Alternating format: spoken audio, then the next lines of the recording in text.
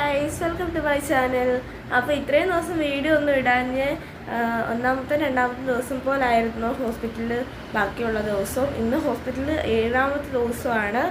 ഇപ്പോൾ ഞാൻ എണീറ്റേ ഉള്ളൂ. ഇപ്പം 8:30 ഞാൻ എണീറ്റേ ഉള്ളൂ. ഇനി കുളിക്കാനൊക്കെ പോവാണ്. പിന്നെ ഇന്നലെ വൈകുന്നേരം തൊട്ട് എണ്ണയിടിയിൽ തുടങ്ങി.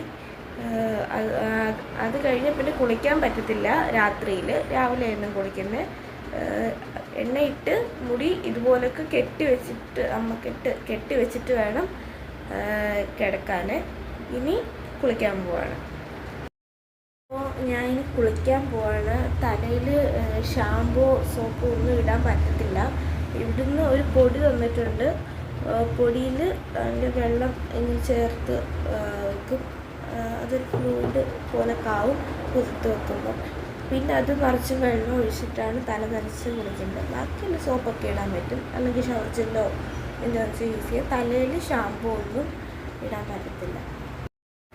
ഗൈസ്, ഞാനിപ്പോൾ കുളിച്ചിട്ട് വന്നേ ഉള്ളൂ. കുളിച്ചിട്ട് വന്നപ്പോഴത്തേക്കിനും അമ്മ ഫുഡ് കൊണ്ട് വന്ന്. അപ്പോൾ ഇനി ഫുഡ് കഴിക്കാൻ പോവാം. രാവിലെ ഇഡലി സാമ്പാറുമായിരുന്നു. അത് കഴിഞ്ഞ് ഹീമോഗ്ലോബിൻ്റെ ഒക്കെ അളവ് കൂടാൻ വേണ്ടി ഒരു ടാബ്ലറ്റ് ഉണ്ട്, അത് കഴിച്ച്. അത് കഴിഞ്ഞ് ഓമയ്ക്ക കഴിച്ചു. പിന്നെ ഇവിടെ എല്ലാവരുമായിട്ടും കത്തിയൊക്കെ അടിച്ചിരുന്നു. അപ്പോഴേക്കും BP ഒക്കെ നോക്കാറായിരുന്നു.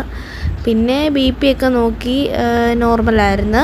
പിന്നെ ഉച്ചയായപ്പോഴത്തേക്കിന് ചോറ് കഴിച്ച്. പിന്നെ ഒരൊറ്റ ഉറക്കമായിരുന്നു. ഡോക്ടർ വന്നപ്പോഴാണ് എണീറ്റ്. പിന്നെ ട്രീറ്റ്മെൻറ്റൊക്കെ കഴിഞ്ഞ് വൈകിട്ടത്തെയും ഫുഡ് കഴിച്ചു. അപ്പോൾ എനിക്കിന്ന് ഒരു തലവേദന പോലൊക്കെ വന്നായിരുന്നു. അപ്പോൾ ഇന്ന് രാത്രി എണ്ണടിയിലൊന്നും നടന്നില്ല തലയിൽ. ബാക്കി ട്രീറ്റ്മെൻറ്റ് എല്ലാം വൈകുന്നേരം കഴിഞ്ഞു. ഇപ്പോൾ ചോറൊക്കെ കഴിച്ചേ ഉള്ളൂ. ഇനി ഓമയ്ക്ക കഴിക്കാനുണ്ട്. അത് കഴിഞ്ഞിട്ട് കിടക്കണം. ഇനി സത്യം പറഞ്ഞാൽ ഫുള്ള് ഉറക്കം തന്നെ ആയിരുന്നു. രാവിലെ ഫുഡ് കഴിച്ചു. കുറച്ച് നേരം ഇവിടെ എല്ലാവരുമായിട്ടൊക്കെ കാര്യമൊക്കെ പറഞ്ഞ് ഇങ്ങനെ നടന്നു. പിന്നെ ഉറക്കം. പിന്നെ ഉച്ചയ്ക്ക് എണീറ്റു. പിന്നെ ഉറക്കം. വൈകിട്ട് അത് ഡോക്ടർ വിളിക്കുമ്പോഴാണ് ഞാൻ സത്യം പറഞ്ഞാൽ ഉണരുന്നത്. അപ്പം ഇന്നത്തെ വീഡിയോ ഇത്രയൊക്കെ ഉള്ളൂ.